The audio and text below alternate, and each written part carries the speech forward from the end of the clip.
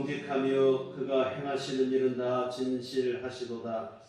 그는 공의와 정의를 사랑하시며 세상에는 여호와의 인자하심이 충만하도다. 여호와의 말씀으로 하늘이 지음이 되었으며 그 만상을 그의 입 기운으로 이루었도다. 그가 바닷물을 모아 무더기같이 쌓으시며 깊은 물을 곳간에 두시도다. 온 땅은 여호와를 두려워하며 세상의 모든 거민들은 그를 경외할지어다. 그가 말씀하심에 이루어졌으며 명령하심에 견고히 섰도다. 아멘. 자리에서 일어나셔서 찬송가 29장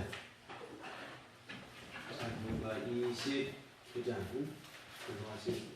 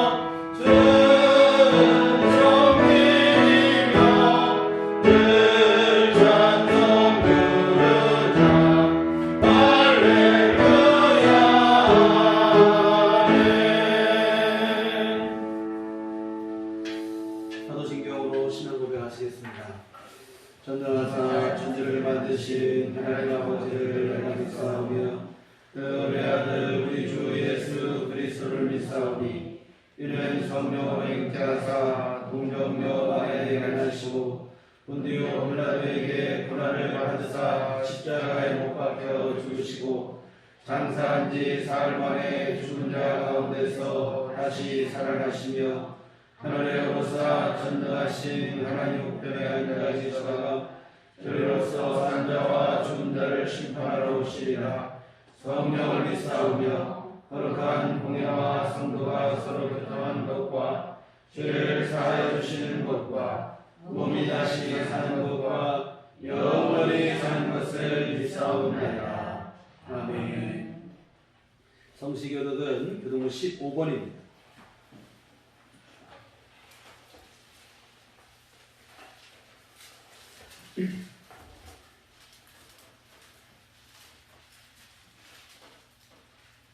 그래서 15번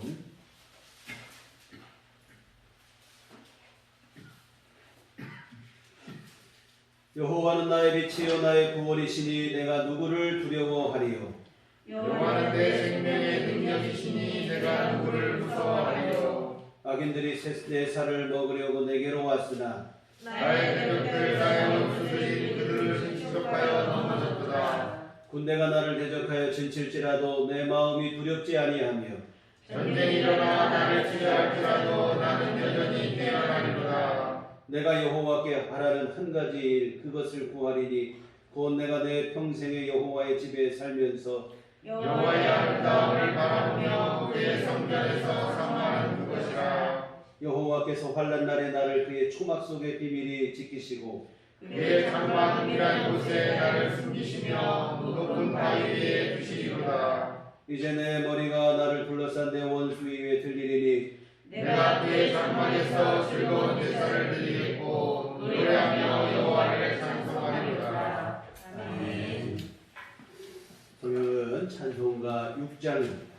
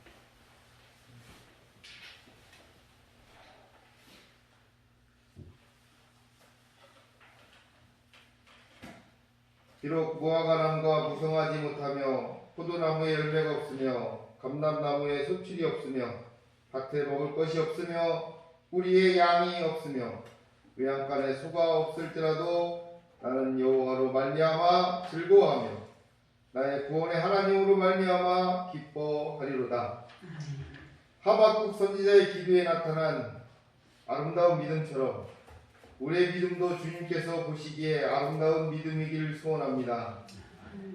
이 시간 모든 것 내려놓으며 세상에서의 불평과 삶에서의 부정으로 얼룩졌던 지난 시간들을 회개합니다. 다시 사신 주님께서 성령님을 보내주셔서 더럽고 추한 심령들을 깨끗게 하여 주시옵소서.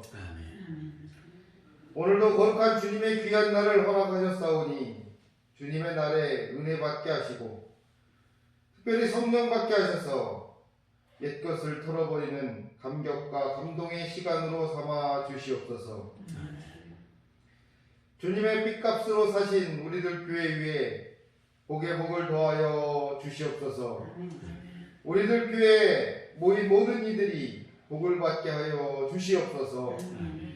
육신의 고통 속에 있는 이들은 성령의 불로 깨끗이 씻어주셔서 믿음으로 말미암아 회복되어지는 체험을 하게 하여 주시고 경제적인 어려움으로 인해 고통받는 이들은 감사함으로 말미암아 어려움 속에서도 감사가 넘쳐나 늘 기쁨이 넘치는 삶 하박국 선지자의 여호와로 말미암는 삶이 되게 하여 주시옵소서. 또 이웃과 형제의 관계가 수월한 사람은 내 것보다 내 형제가 먼저일 때 해결되는 시간의 행복함을 느끼게 하시고 또한 나누어줄 때 이웃의 웃는 모습 속에서 진정한 그리스도인의 삶의 행복을 맛보게 하여 주시옵소서. 또 이 나라와 이 민족도 남보다 먼저 남을 먼저 생각하는 배려의 사람들이 넘쳐나서 감사가 넘쳐나고 평화와 안정이 강물같이 흐르는 정의가 살아 숨쉬는 주님을 두려워하는 나라와 민족이 되게 하여 주시옵소서. 우리들 교회가 땅끝까지 주님을 전파하시는 지상 명령을 쫓아 살아가게 하여 주시옵소서. 코로나19로 인해 갈등, 편협, 또 혐오와 증오와 우울과 상실의 시대에서 우리들 교회가 예수 그리스도의 빛과 소금의 역할을 잘 감당함으로 진정한 구원의 주님, 생명과 화평과 사랑의 주님이 살아 역사하는 교회가 되게 하여 주시옵소서. 세상에서의 평가보다 하나님 나라의 심판을 두려워할 줄 아는 우리 모두가 되게 하여 주시옵소서.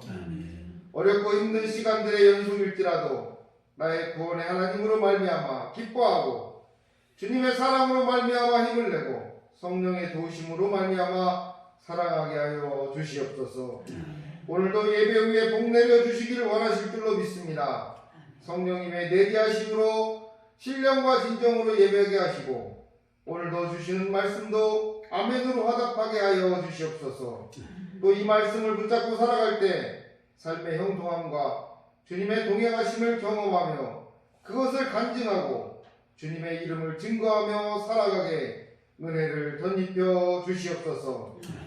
모두가 두려워하는 코로나19일지라도 오늘 하루도 주님의 은총 속에 주님의 은혜 속에 기쁨이 넘치는 하루가 되기를 원하시는 예수 그리스도의 이름으로 간절히 기도하옵나이다. 아멘.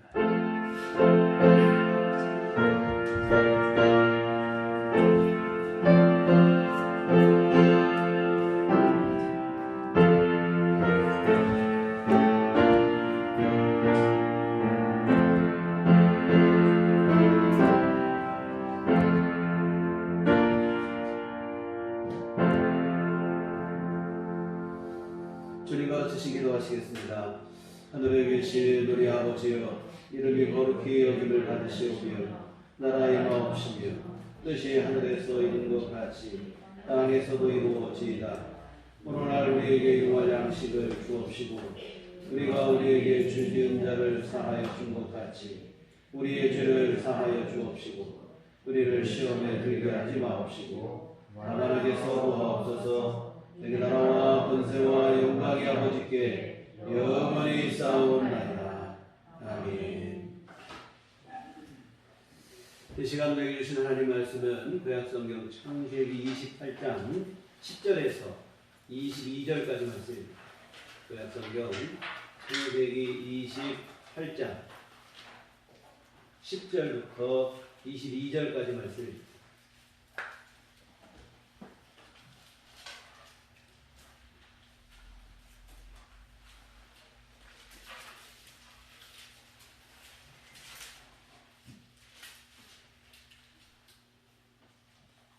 창세기 28장 10절에서 22절까지 합독하시도록 하겠습니다. 야곱이 브에세바에 있었다가 파라도를 향하여 가더니 한 곳에 이르러는 해가 진지라. 거기서 유숙하려고 그곳에 한 돌을 가져다가 베개로 삼고 거기 누워 자더니 꿈에 본즉 사닥다리가 땅 위에 서 있는데 그 꼭대기가 하늘에 닿았고 또 본즉 하나님의 사자들이 그 위에서 오르락내리락 하고 또 본즉 여호와께서 그 위에 서서 이르시되 나는 여호와니 너의 주 아브라함의 하나님이요 이삭의 하나님이라. 내가 너의 있는 땅을 내가 너와 내 자손에게 주리니 네 자손이 땅의 티끌같이 되어 네가 서쪽과 동쪽과 북쪽과 남쪽으로 뻗어나가게 되며 땅의 모든 족속이 너와 내 자손으로 말미암아 복을 받으리라. 내가 너와 함께 있어 네가 어디로 가든지 너를 지키며 너를 이끌어 이 땅으로 돌아오게 할지라. 내가 네게 허락한 것을 다 이루기까지 너를 떠나지 아니하리라 하신지라. 야곱이 잠이 깨어 이르되 여호와께서 과연 여기 계시거늘 내가 알지 못하였도다. 이에 두려워하여 이르되 두렵도다. 이것은 다름 아닌 하나님의 집이요 이는 하늘의 문이로다 하고 야곱이 아침에 일찍 일어나 그대로 삼았던 돌을 가져다가 기둥으로 세우고 그 위에 불을 붙이고 그곳 이름을 베델이라 하였더라. 이 성의 옛 이름은 루스더라. 야곱이 소원하여 이르되 하나님이 나와 함께 계셔서 내가 가는 이 길에서 나를 지키시고 먹을 떡과 입을 옷을 주시어 내가 평안히 아버지께로 돌아가게 하시면 여호와께서 나의 하나님이 되실 것이요 내가 기둥으로 세운 이 이름 하나님의 집이 될 것이요 하나님께서 내게 주신 모든 것에서 10분의 1을 내가 반드시 하나님께 드리겠나이다 하였더라. 아멘. 우리 주님의 은총과 평강이 교회 여러분들 함께 하시기를 기원합니다. 요즘은 결혼 정년기라는 말 자체가 무색해졌지만 제 나이 때만 해도 일정 나이가 되면 무엇에 쫓기기라도 한 듯이 결혼을 했습니다. 더군다나 저희 부모님 세대는 좋은 풍습까지 있어서 20살을 전후하여 결혼을 했습니다.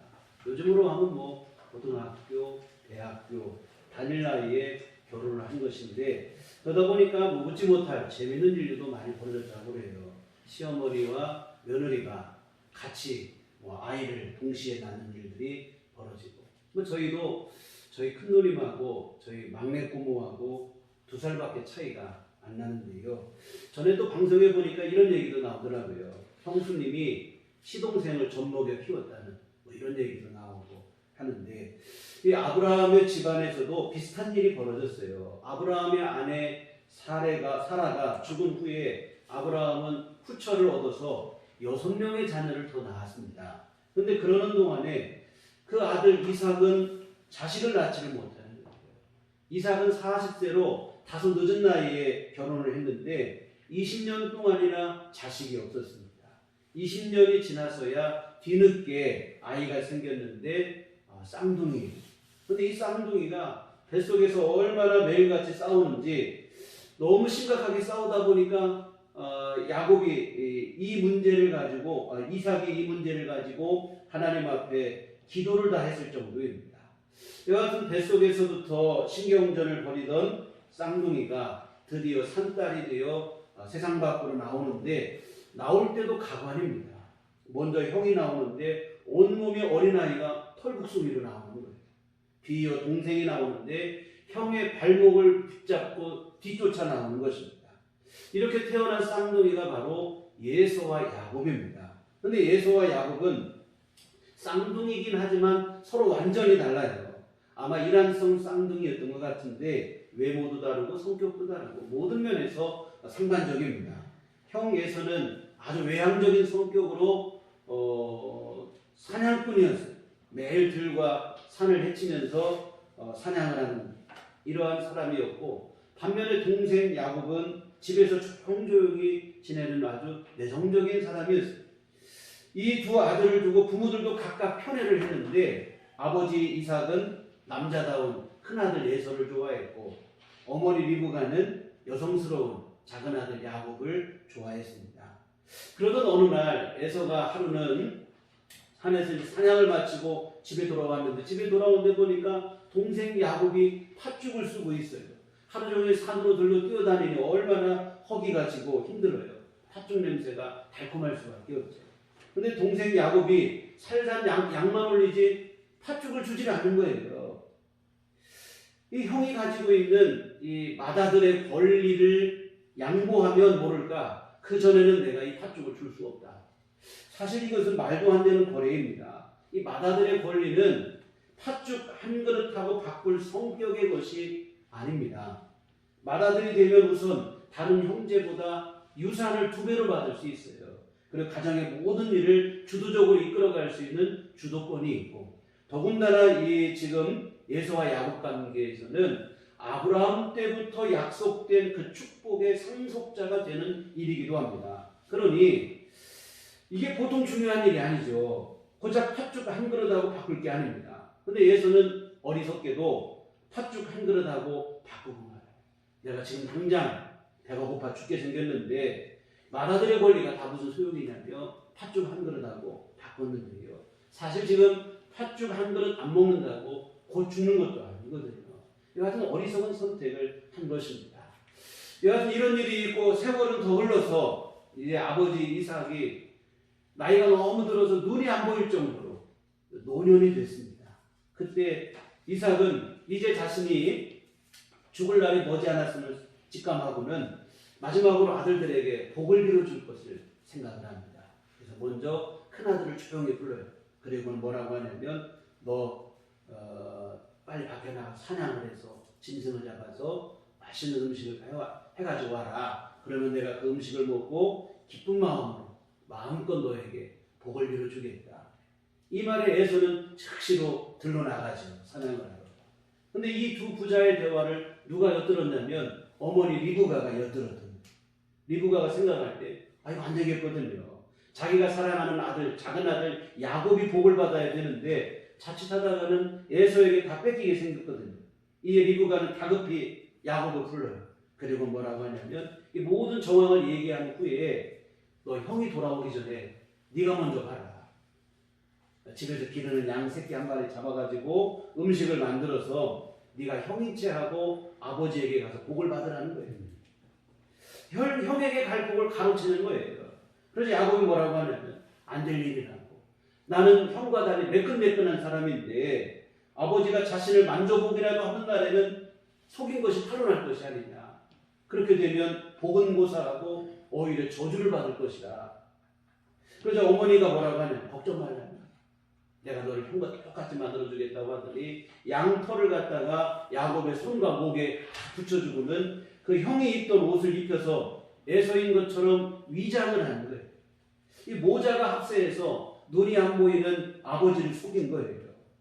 이와 같은 야곱이 에서인 것처럼 위장을 하고는 아버지에게 가요. 근데 아버지가 볼 때 아무리 생각해도 이상한 거예요. 목소리를 들으면 분명 작은 아들인데 자기가 큰 아들이라고 하니 이게 이상한 거예요. 이 아버지가 눈은 안 보이니까 손을 내밀어서 팔뚝을 한번 만져보니까 털이 북슬북슬한 게 영락없이 큰 아들입니다. 이 아버지는 꼼짝없이 속아서 큰 아들인 줄 알고 기쁜 마음으로 복을 빌어줬어요. 그리고 이제 야곱이 밖에 나갔죠. 근데 얼마 지나지 않아 진짜 큰 아들이 사냥을 해가지고는 음식을 만들어서 아버지에게 온 거예요. 그제서야 이 아버지가 또 이 큰아들도 이 동생에게 속은 것을 안 거예요. 에서가 머리 끝까지 화가 나는 거예요. 전에도 팥죽 한 그릇으로 자신을 속이더니 이제 완전히 아버지와 자신을 속이고 복을 가로채고 화가 나는 거예요. 에서가 뭐라고 하냐면 이제 아버지 돌아가실 날이 얼마나 안 남았는데 내가 그때까지는 참지만 아버지 돌아가시면 내가 가만두지 않겠다. 속으로 다짐을 하는 거예요. 그래서 상황이 이렇게 되니까 이 어머니 리브가가 생각할 때 큰일이거든요. 자칫하다가는 아들 둘을 다 이렇게 생겼어요. 그래서 자기 남편 이상하고 상의를 하는데 뭐라고 하냐면 작은 아들 야곱을 좀 큰아들이 화가 풀릴 때까지 외갓집에 좀 잠깐 보내자는 거예요. 화가 풀릴 때까지 잠시 피해 있으라고 하자. 그래서 결국 야곱은 형 에서를 피해서 외갓집으로 도망을 가게 되는데 오늘 우리가 보신 말씀이 바로 이제 그 도망가는 길에 벌어진 한 가지 사건입니다. 그래서 정든 고향과 부모를 떠나 먼 길을 떠나게 됐는데 10절에 보면 야곱이 브엘세바에서 떠나 하란으로 향하여 가더니 고향 땅 브엘세바를 떠나 외갓집 하란 땅으로 가는데 이 상당히 먼 거리예요. 직선 거리로만 해도 800km니까 서울과 부산을 왕복하는 거리입니다. 아주 먼 거리죠. 그래서 정처 없이 그 먼 거리를 걷다 보니까 해가 서산으로 넘어가고 저녁이 됐어요. 그런데 야곱이 도착한 곳은 아무 인적도 없는 광야입니다. 11절에 보시면 한 곳에 이르러서는 해가 집니다. 거기 유숙하려고 그곳에 한 돌을 가져다가 베개로 삼고 거기 누워 자더니 이 지친 몸 하나 누일 만한 곳이 하나도 없는 곳에 도착을 한 거예요.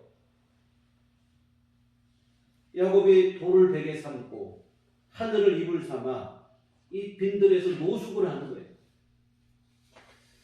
하나님의 축복을 얻겠다고 수단 방법을 가리지 않았는데 정작 돌아온 것은 도망자 신세. 이때 심정이 얼마나 복잡했을까요?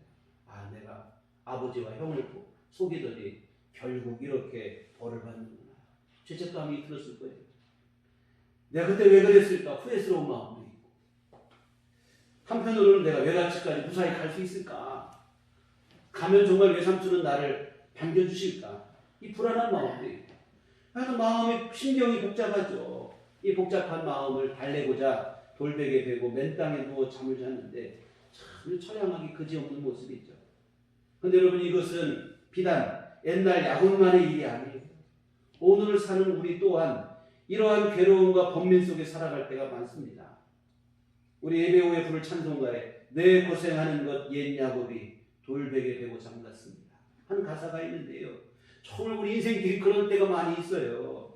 우리 인생의 한복판에서 고난과 시련의 밤을 보낼 때 우리의 마음 또한 본문의 야곱과 같이 무겁고 어둡기만 할 때가 있습니다. 모든 게 엉망이구나. 역시 나는 안 되는가. 하나님마저도 나를 버리신 건가. 도대체 언제까지 내가 이렇게 살아야 되나. 이 돌베개 베고 자는 야곱의 복잡한 심경과 다를 바 없는 마음들이 우리 안에 있을 때가 얼마나 많이 있습니까? 이와 같은 야곱이 복잡한 마음으로 잠을 자고 있어요. 근데 그 밤에 꿈을 꾸는데 그 꿈 속에서 하나님을 만나요. 하늘에 걸린 사다리를 보고 그 위에 계신 하나님을 보게 되는데 가장 초라한 잠자리에서 가장 영광스러운 꿈을 꾸게 되는 거예요.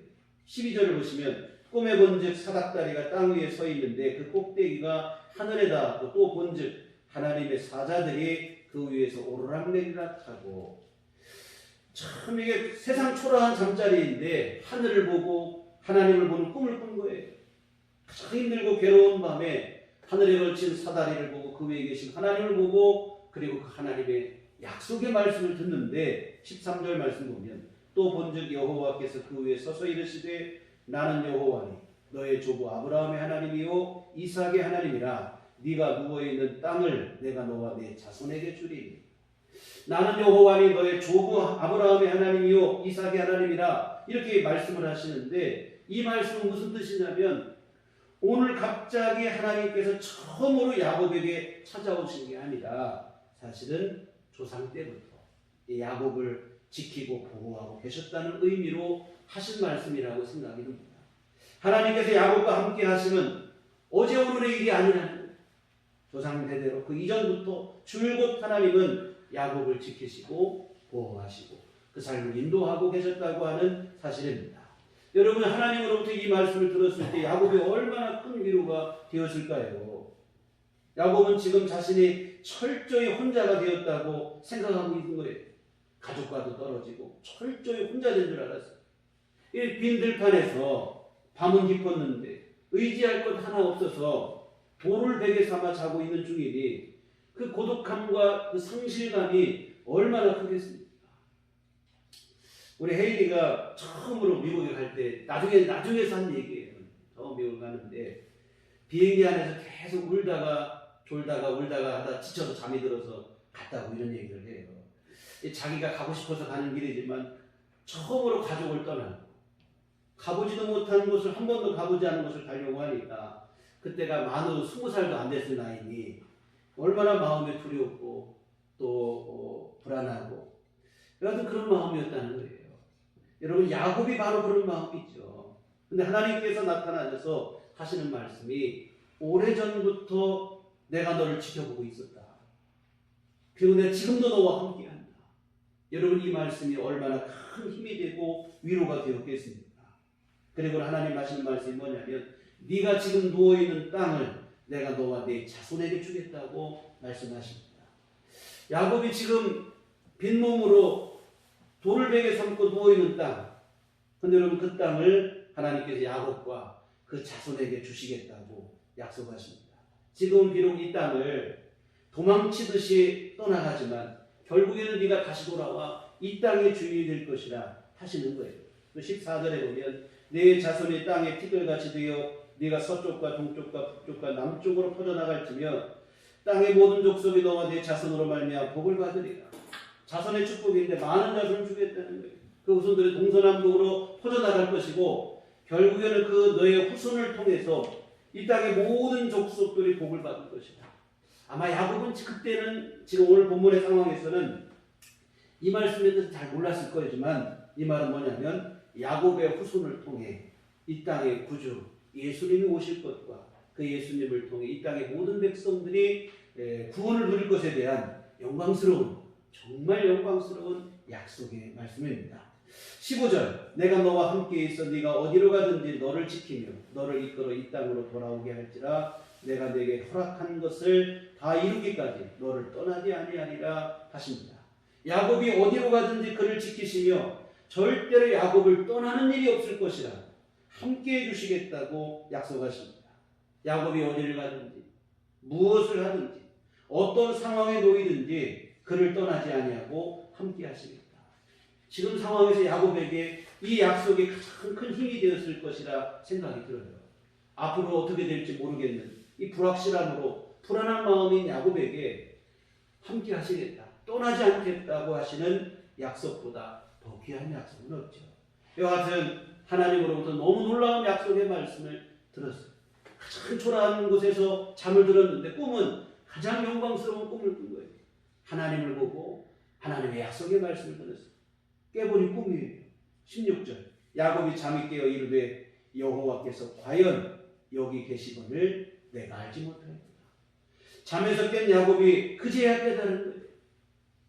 하나님께서는 오래전부터 나와 함께 계셨고 지금 여기에서도 나와 함께 계시며 앞으로도 언제나 함께 계실 것이라는 놀라운 사실을 깨달은 거예요. 사실 이 꿈을 꾸기 전까지는 혼자라고 생각했거든요. 앞일에 대한 두려움으로 가득했습니다. 근데 알고 보니까 하나님은 오래전부터 함께 하셨고 앞으로도 함께 하신다는 거예요. 순간 야곱의 마음속에 혼자라고 하는 외로움과 앞일에 대한 두려움, 이 모든 것이 벗어지게 되고 자유하게 되어지고 힘을 얻게 되어진 것입니다. 사실 여러분, 야곱은 이 하나님이 누구신가에 대한 근본적인 오해가 있었어요. 하나님은 그저 그냥 자기 아버지 집에서만 함께 하시는 역사하신 분으로 오해를 했습니다. 하나님을 그저 부족의 신 정도로 생각을 하는 거예요. 자기 할아버지 때부터 온 자기 부족의 신, 자기 가족의 신, 이 정도로만 생각을 한 거예요. 온 천지를 지으시고 우주 만물을 주관하시고 역사를 주관하시는 하나님이라는 사실을 알지를 못했습니다. 아버지 집에서만 역사하시는 것. 그래서 아버지 집을 떠나면 하나님과도 이별하는 줄 알았어요. 그런데 보니까 아무도 없는 빈 들판인 광야에도 하나님이 계십니다. 그 순간 야곱은 자신이 생각했던 것보다 훨씬 더 크신 하나님이라는 사실을 깨닫거든요. 과연 하나님이 여기 계셨건을 내가 알지 못했구나. 하나님이 나와 함께 하신 내가 알지 못했구나. 하나님이 크신 분인데 내가 알지 못했구나. 하나님에 대한 신인식이 새로워지게 되는 거라 이 말입니다. 하나님이 얼마나 크고 위대하신 분인지를 깨닫게 되는 거예요. 여하튼 하나님이 어떤 분인지를 비로소 깨닫게 되는 거예요. 그저 자기가 속해 있는 자기 가족, 자기 부족의 신 정도가 아니라 온 우주 만물 가운데 충만하신 만유의 주가 되심을 깨달은 거예요. 하나님은 온 우주 공간 안에 충만하셔서 이 빈들에도 계시고 지금 혈혈단신인 자신과도 함께 하신다고 하는 사실을 비로소 깨닫게 된 것입니다. 18절에 보면 야곱이 아침에 일찍 일어나 베개로 삼았던 돌을 가져다가 기둥으로 세우고 그 위에 기름을 붓고 그곳 이름을 베델이라 하였더라. 이 성의 옛 이름은 루스더라. 야곱은 아침 일찍 일어나 베고 잤던 베개로 삼았던 돌을 기둥으로 세우고 그 위에 기름을 붓고 그곳을 베델, 즉 하나님의 집이라 이렇게 이름을 명명합니다. 하나님께서 자신과 함께하고 계심에 대한 확신에서 나온 행위라고 생각이 들어요. 아무것도 없는 빈들이지만 보이는 것이 없지만 아니라는 만유의 주가 되시는 하나님이 함께 하시는 하나님의 집이라 고백을 합니다. 이 절망과 좌절의 땅인 줄만 알았는데 아니 하나님이 함께 하시는 땅이라는 겁니다. 사랑하는 성도 여러분, 하나님께서 우리와 함께하고 계심에 대한 믿음의 눈이 여러분 안에 열리기를 소망합니다. 나 혼자 험한 세상에 벌어지는 것이 아님을 분명히 우리가 깨달아야 돼요. 주님은 우리를 고아처럼 버려두지 않을 것이고 세상 끝날까지 함께 하실 것이라고 분명히 약속을 하셨습니다. 물론 우리 육신의 눈으로는 보이지 않지만 약속하신 대로 지금도 여러분과 함께 하십니다. 오래전부터 우리와 함께 하시고 어떤 상황에서도 함께 하시고 언제 어디서나 우리와 함께 하시고 우리를 떠나는 일이 없어요. 여러분의 가정과 일터와 삶의 자리가 하나님이 함께 계시는 하나님의 집이고 하늘의 문임을 여러분 깨닫게 되시기를 주님의 이름으로 부탁을 드립니다. 오늘 여러분 안에 믿음만 분명하다면 여러분이 거한 모든 곳이 하나님의 집이고 하늘로 통하는 문이 열린 곳이라는 여러분이 알아야 될 거예요. 비록 짜증이 있고 고난과 시련과 아픔과 슬픔이 있을지라도 그 자리에서 하늘에 걸친 사다리를 볼 수 있는 믿음의 눈이 열리기를 기원합니다.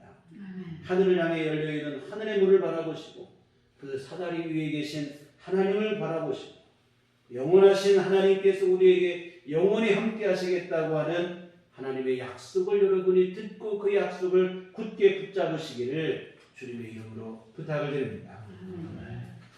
하나님의 함께 하심을 보는 믿음의 눈이 열리는 게 참 중요합니다. 여러 차례 말씀드렸지만 열왕기서에 보시면 아람 왕이 엘리사를 잡으러 군대를 보냈을 때 많은 군사와 병거로 엘리사의 집을 완전히 포위를 해버렸어요. 이 사실을 알고 엘리사의 종이 뭐라고 하냐면 큰일 났다는 거예요. 이제 어찌합니까? 우리 죽게 생겼다는 거예요.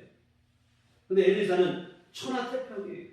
종은 두려워 떨고 있는데 엘리사는 천하태평입니다. 엘리사가 두려워 떨고 있는 사환의 종에게 뭐라고 하냐면 두려워하지 말아라.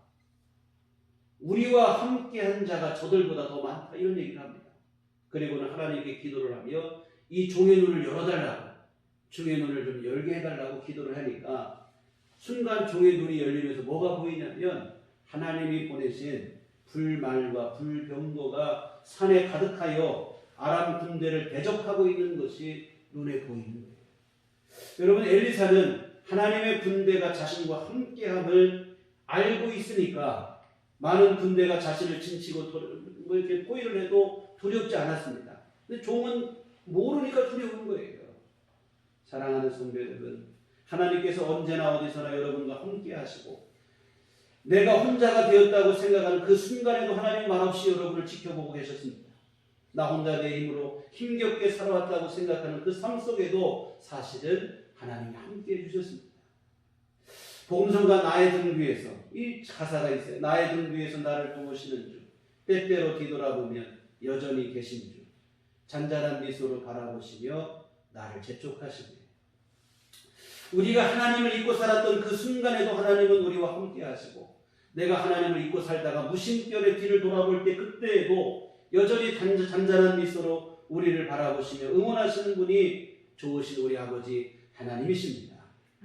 내가 잊고 있었을 뿐이지 하나님은 언제나 함께 하셨고 내가 몰랐을 뿐이지 하나님은 언제나 우리와 함께 하셨다고 하는 사실입니다. 어떤 사람이 주님과 함께 해변을 걷는 꿈을 꿨다고 하죠. 모래 위에 두 발자국이 성령했습니다. 한 발자국은 내 것이고 한 발자국은 예수님 발자국. 아, 내가 살아오는 모든 길에 예수님이 나와 함께 하셨구나 깨닫고 너무 감사한 거예요. 근데 발자국을 따라가다 보니까 어느 순간에는 한 발자국만 있는 거예요. 그때가 언제인가 곰곰이 생각해 보니까 자신이 너무 힘들고 어려운 거예요.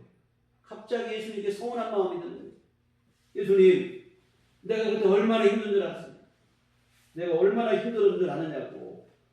그런데 왜 예수님은 나를 떠나시고 함께 하지 않고 나 혼자 그 길을 걷게 하셨냐고 예수님께 투정을 벌였죠. 그런데 예수님 하시는 말씀이 네가 가장 힘들고 고통스러울 때마다 발자국이 한 줄밖에 없었던 것은 내가 너를 떠나서 그런 게 아니라 사실은 네가 너무 힘들고 지쳐서 내가 너를 업고 간 것이란다. 그 발자국은 너를 업고 간 나의 발자국이다.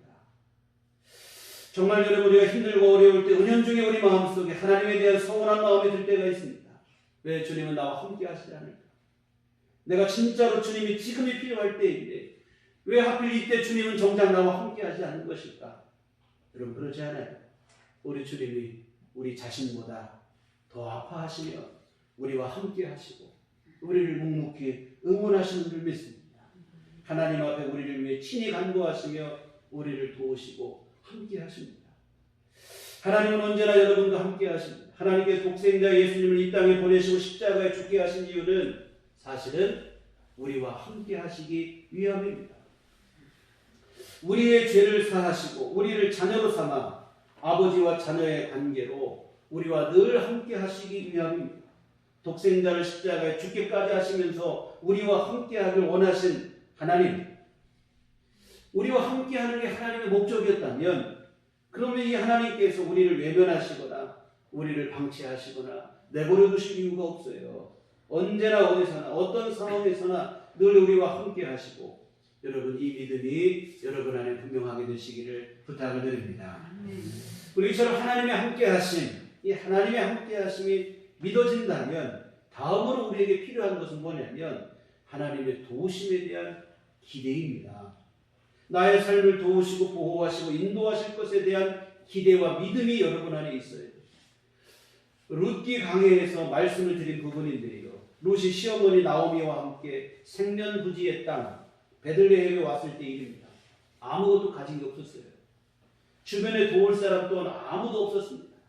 게다가 이때는 사람들이 하나님을 무시하고 자기 멋대로 살던 이스라엘 역사상 가장 영적으로 타락했던 사사시대였습니다.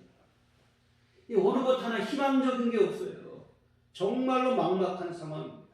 그런데 룻은 누군가 은혜를 베풀기를 기대하며 이삭을 죽으러 밭으로 나가요. 좌절하고 절망하고 그냥 주저앉아 있었던 게 아니라 누군가 나에게 은혜를 베푼다면 하고는 그 기대를 갖고 밭으로 이삭을 주스러 나가요.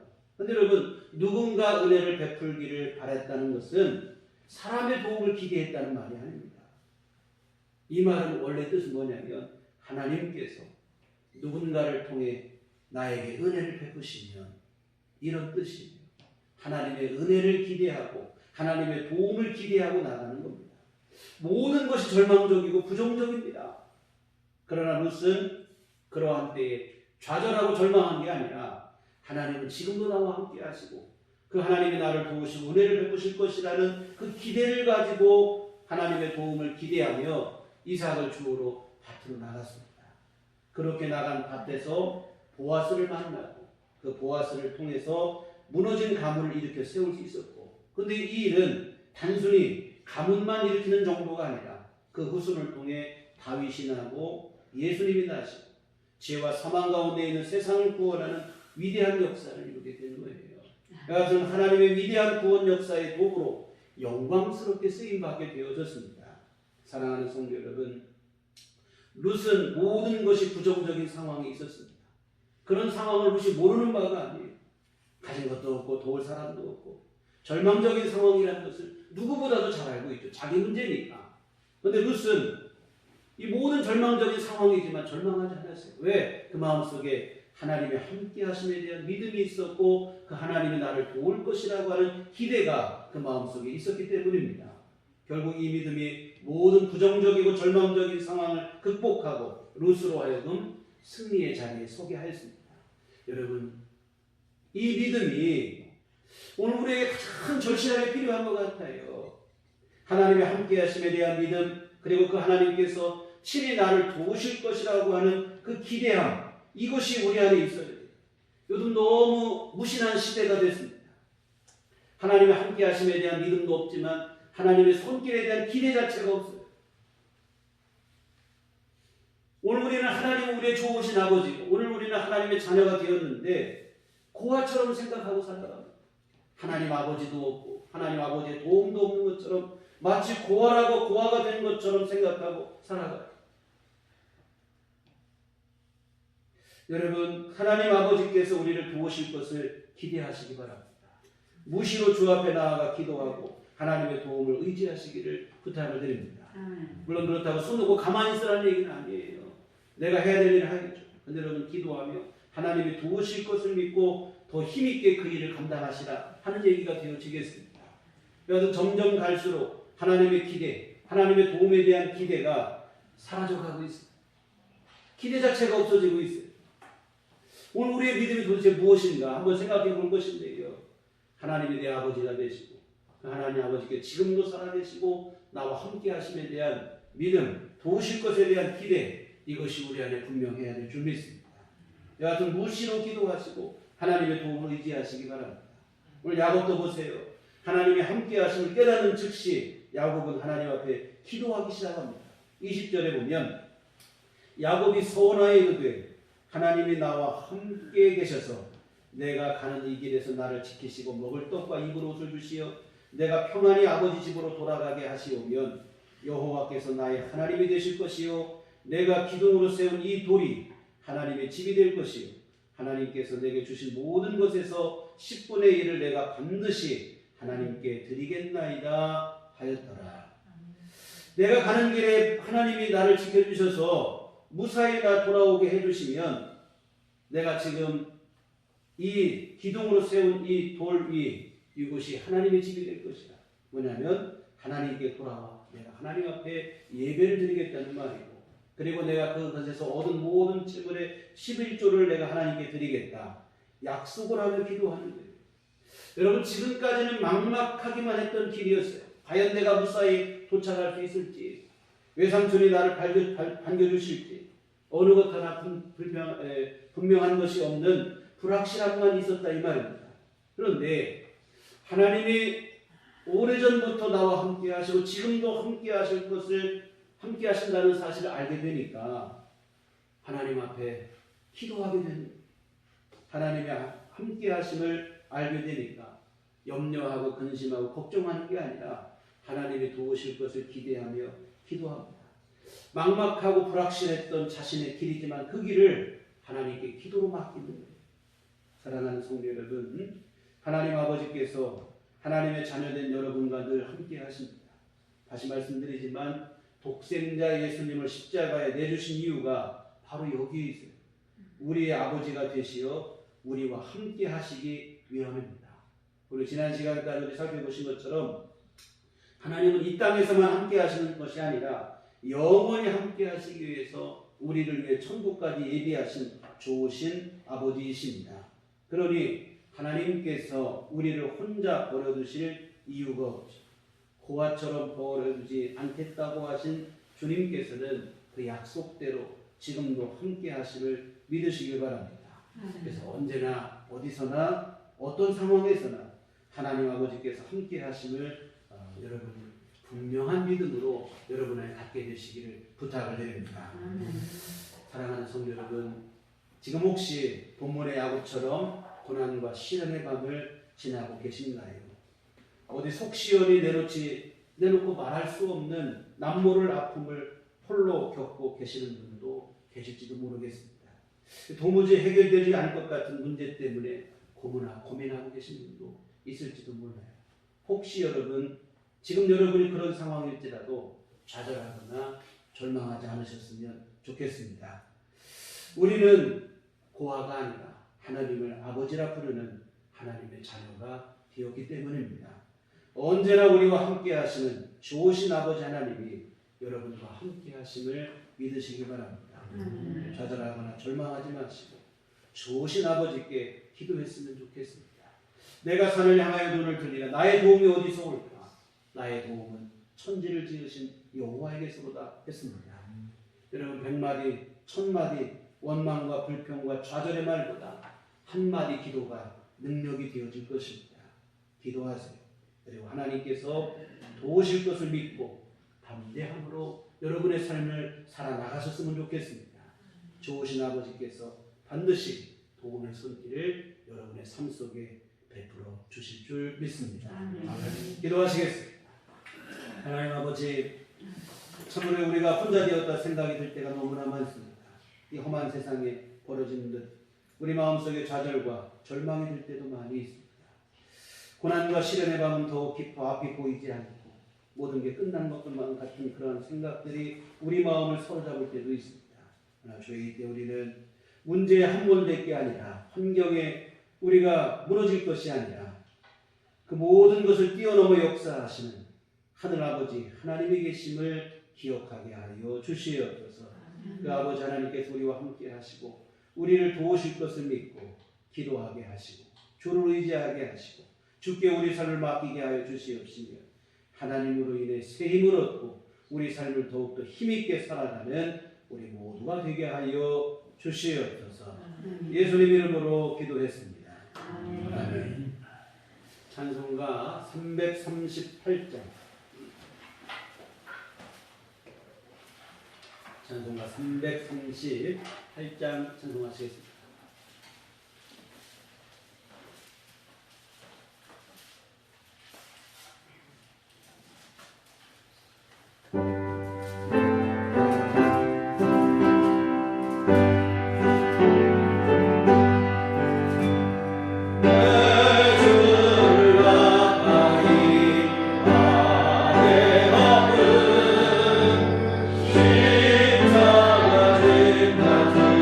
십자가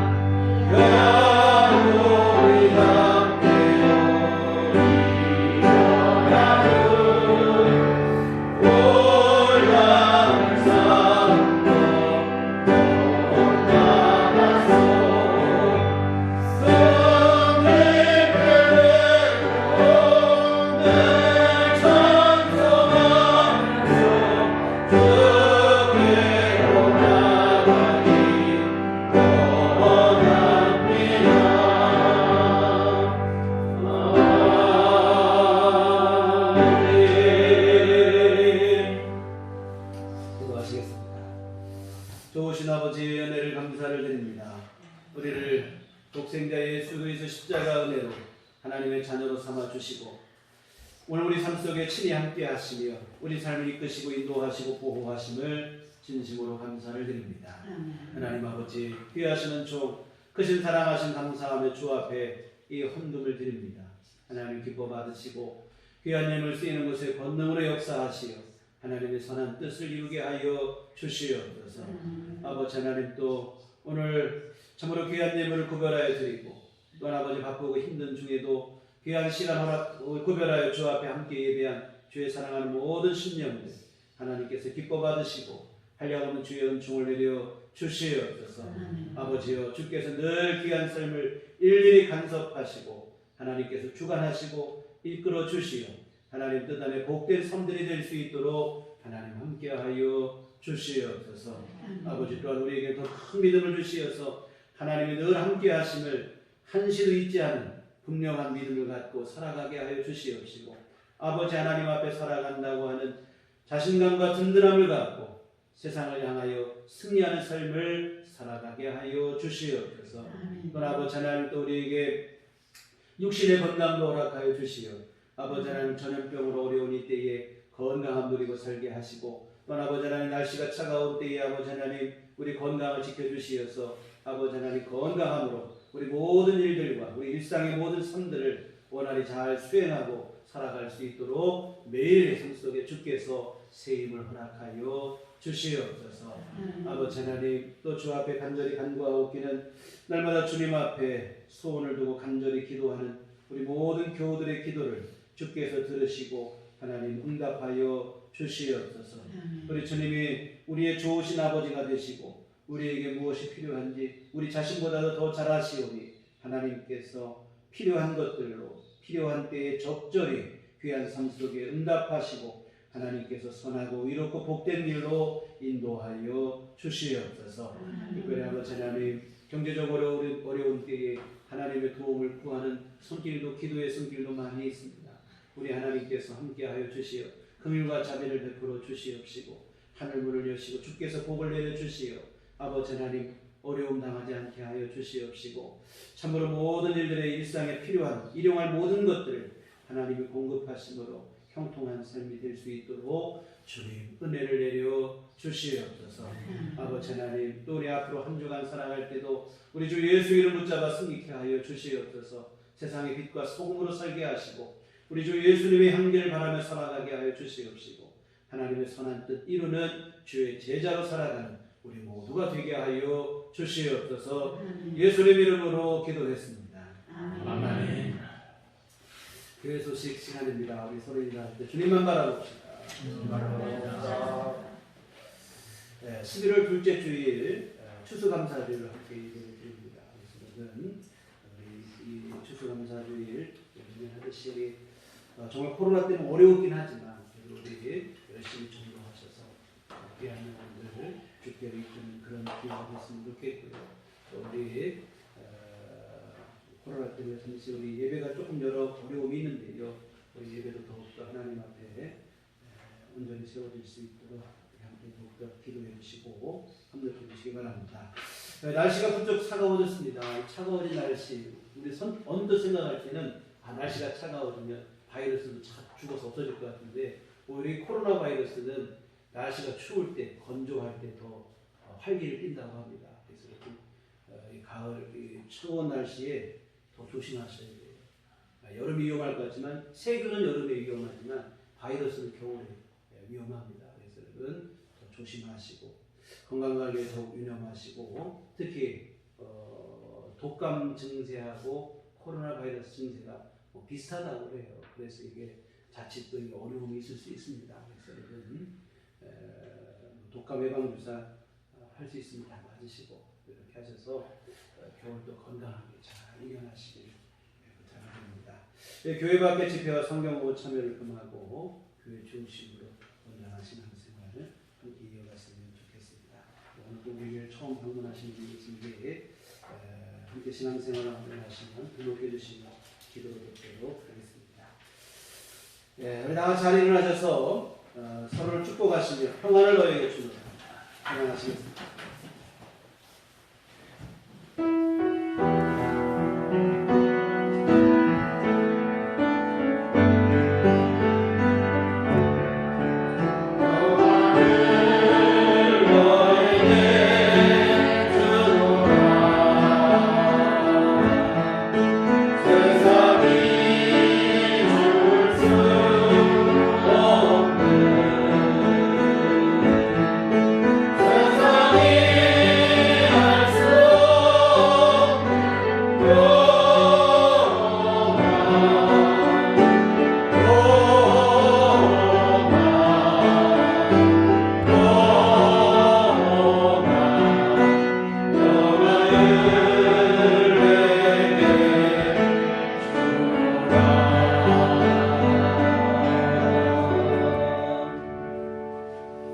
오직 성령이 너희에게 임하시면 너희가 권능을 받고 예루살렘과 온 유대와 사마리아와 땅끝까지 이르러 내 증인이 되리라.